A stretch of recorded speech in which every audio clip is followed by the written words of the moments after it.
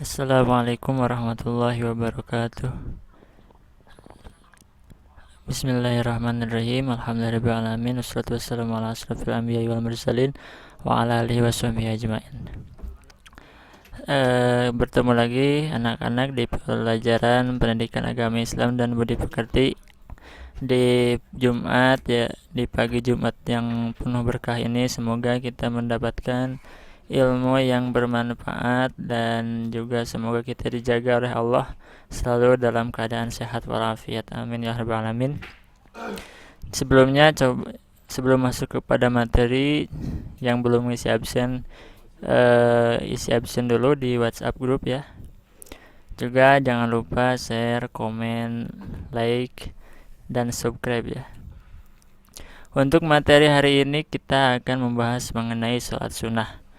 Namun ada beberapa catatan, kalau ingin melaksanakan sholat sunnah harus beres dulu sholat fardunya. Sholat fardu itu yang 5 waktu, subuh, duhur, asar, maghrib, dan isya. Kalau misalnya belum melaksanakan sholat fardu atau sholat fardunya ada yang kelewat, jangan dulu melaksanakan sholat sunnah. Kalau sudah beres sholat fardu baru bisa melaksanakan sholat sunnah. Kita akan membahas mengenai sholat sunnah. Secara umum sholat sunnah itu terbagi menjadi tiga. Ada sholat sunnah yang berjamaah, dilaksanakannya berjamaah. Yang kedua ada sholat sunnah yang dilaksanakannya secara munfarid. Dan yang ketiga ada sholat sunnah yang dilaksanakannya bisa berjamaah dan juga bisa munfarid. Langsung ke pembagian yang pertama, yaitu sholat sunnah yang dilaksanakan secara berjamaah. Secara lebih rinci, sholat sunnah yang dilaksanakan secara berjamaah sebagai berikut. Pertama ada sholat Idul Fitri, yang kedua ada sholat Idul Adha, yang ketiga ada sholat kusuf, yaitu sholat saat gerhana matahari memakai K ya. Yang keempat ada sholat khusuf, sholat gerhana bulan, ini memakai kho kalau dalam bahasa Arabnya. Yang kelima ada sholat istisqa, sholat ketika orang-orang membutuhkan hujan, meminta hujan, yaitu dengan sholat istisqa. Pertama ada sholat Idul Fitri. Sholat Idul Fitri adalah sholat sunnah 2 rakaat yang dilaksanakan pada hari raya Idul Fitri pada setiap tanggal 1 Syawal setelah melaksanakan puasa Ramadan 1 bulan lamanya. Hukum melaksanakan sholat sunnah ini adalah sunnah muakkad. Sangat dianjurkan waktu untuk melaksanakan sholat Idul Fitri itu adalah sesudah terbit matahari sampai tergelincirnya matahari pada tanggal 1 Syawal, yaitu dilaksanakannya pada lebaran Ramadan ya, setelah Ramadan. Yang jadi catatan ini dilaksanakannya 2 rakaat juga untuk niatnya usolli sunnatan li Idul Fitri rakaataini lillahi ta'ala. Kalau bisa ditambah kalau menjadi makmum pakai makmuman, kalau menjadi imam pakai imaman. Seperti ini. Usolli sunnatan li Idul Fitri rakaataini makmuman atau imaman lillahi ta'ala.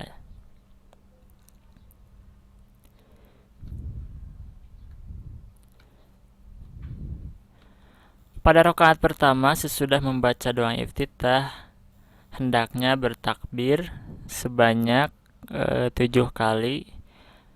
Di antara tiap takbir membaca subhanallah walhamdulillah wala ilaha illallah wallahu akbar. Jadi kan Allahu akbar langsung membaca subhanallah walhamdulillah wala ilaha illallah wallahu akbar, Allahu akbar, subhanallah walhamdulillah wala ilaha illallah wallahu akbar sampai 7 kali.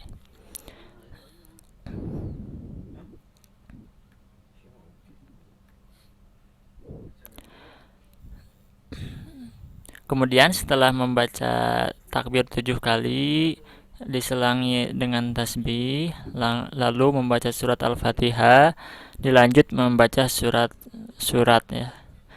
Dianjurkan surat Al-A'la pada rakaat pertama. Kalau pada rakaat kedua takbirnya hanya 5 kali, Biasa di antara setiap takbir membaca tasbih yang tadi subhanallah, alhamdulillah, wala ilaha illallah, wallahu akbar. Setelahnya membaca surat Al-Fatihah dan diakhiri dengan surat Al-Ghasyiyah. Itu anjurannya. Setelah sholat Idul Fitri 2 rakaat salam, dilanjutkan dengan adanya khutbah 2 kali seperti khutbah Jum'ah. Tetapi khutbah pertama dibuka dengan takbir 9 kali dan khutbah kedua dibuka dengan takbir 7 kali. Sekarang sholat Idul Adha. Sholat Idul Adha dilaksanakan pada hari raya Kurban atau hari raya Idul Adha, dilaksanakan pada tanggal 10 Dzulhijjah. Ini khusus bagi orang yang tidak melaksanakan haji, munggah haji. Kalau yang munggah haji tidak disunahkan melaksanakan sholat Idul Adha. Hukum melaksanakan sholat Idul Adha ini sunnah muakkad, sangat dianjurkan. Ketentuan-ketentuan sholat Idul Adha sama seperti tadi, seperti sholat Idul Fitri. Ada didahului dengan takbir 7 kali pada rakaat pertama. Pada rakaat kedua diawali dengan takbir 5 kali ya. Paling dalam niatnya ada beda sedikit. Kalau sekarang usolli sunatan li Idul Adha, kalau tadi kan li Idul Fitri. Usolli sunatan li Idul Adha rakaat ini makmuman atau imaman lillahi ta'ala. Yang ketiga, nah ini yang jarang, ada sholat kusuf, sholat ketika terjadi gerhana matahari. Sholat kusuf hukumnya sunnah ya, yang dilaksanakan ketika terjadi gerhana matahari. Hukumnya sunnah muakkad, sangat dianjurkan. Pelaksanaannya mulai terjadinya gerhana matahari sampai matahari kembali tampak utuh seperti semula. Hendaknya sholat ini dilaksanakan dengan berjamaah, dipimpin oleh seorang imam. Untuk tata caranya, pertama niat dulu, yaitu seperti berikut: usolli sunnatal kusuf rakaataini makmuman atau imaman lillahi ta'ala. Usolli sunnatal kusufi rakaataini makmuman imaman lillahi ta'ala. Setelah takbiratul ihram seperti sholat-sholat biasa, membaca doa iftitah, dilanjutkan surat Al-Fatihah, dilanjutkan surah-surah, kemudian ruku. Namun setelah ruku dilanjutkan dengan berdiri lagi seperti sedia kala, lalu membaca surat Al-Fatihah lagi. Jadi ruku, kemudian setelah ruku seperti biasa dilanjutkan dengan membaca Al-Fatihah lagi. Jadi dalam satu rakaat ada 2 kali berdiri, 2 kali membaca Al-Fatihah. Kemudian setelah yang berdiri yang kedua kali ruku, itu langsung dilanjut i'tidal dan sujud. Jadi catatannya, dalam satu rakaat itu ada 2 kali berdiri, 2 kali membaca Al-Fatihah.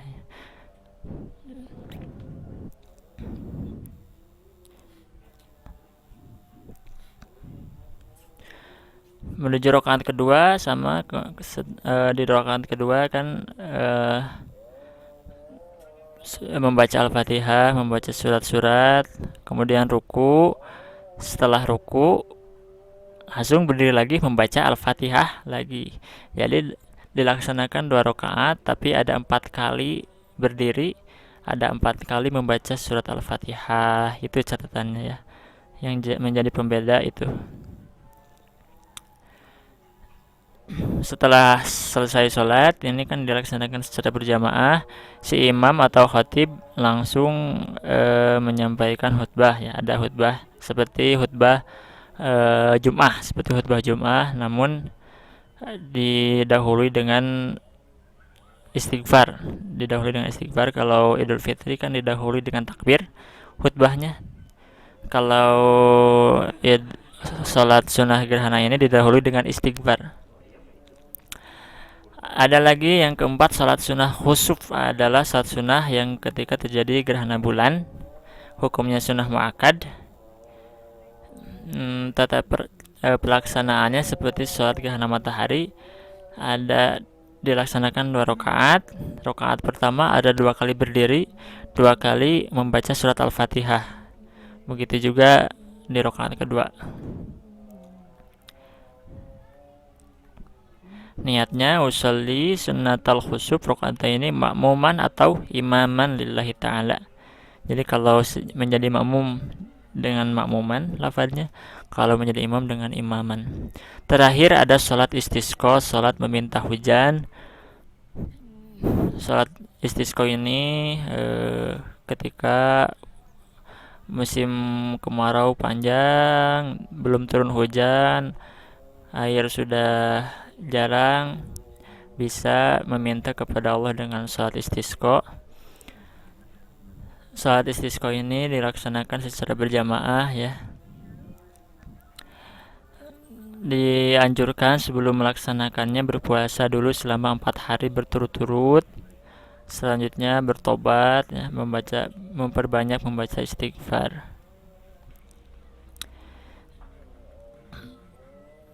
Itu anjurannya, berpuasa dulu 4 hari anjurannya.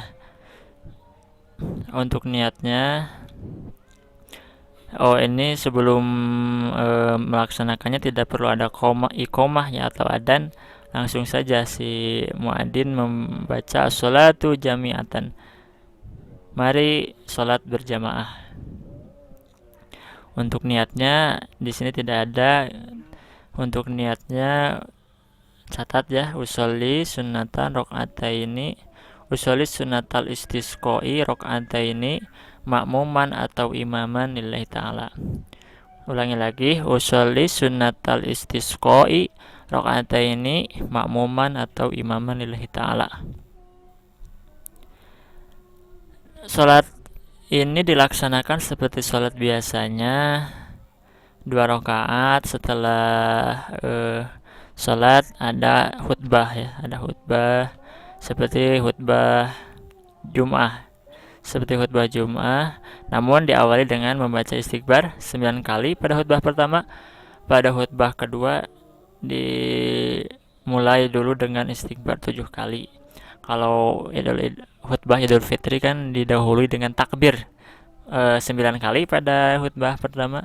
Pada khutbah kedua dimulai dengan takbir 7 kali kalau khutbah Idul Fitri. Kalau khutbah salat istisqa dengan istighfar ya, diperbanyak dengan istighfar. Sekian pembahasan mengenai sholat sunnah yang dilaksanakannya secara berjamaah. Untuk tugasnya coba direkam ya, coba bacakan niat sholat yang 5 barusan, sholat Idul Fitri, Idul Adha, sholat khusyuk, sholat kusuf, dan sholat istisqa. Coba bacakan niatnya, direkam, nanti kirim di WhatsApp grup ya. Sekian yang bisa Bapak sampaikan, semoga ada manfaatnya. Wassalamualaikum warahmatullahi wabarakatuh.